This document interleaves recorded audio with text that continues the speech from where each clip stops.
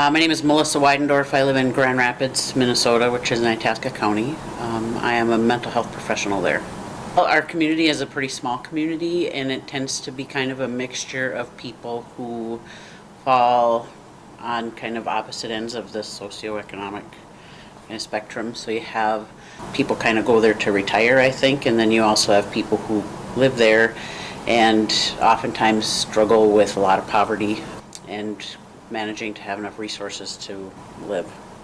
You have families who are already living kind of, paycheck to paycheck or barely making it, and then something comes along like a flood or high winds, trees down, and they just don't have the resources to be able to deal with that. And from a mental health perspective, that's an added stressor in terms of how people cope. Poverty is a substantial thing, and it's an ongoing stressor. It's not like a car accident where you recover from that and you go on with your life. Poverty is your life.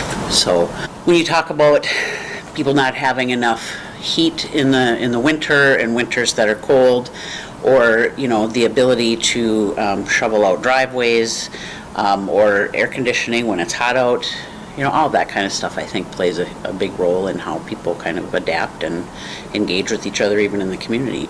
I'm not really sure why climate change has to be a political issue. It doesn't seem that it needs to be, but it's turned into one. And so part of what was helpful is getting a lot of realistic information that was not really arguable.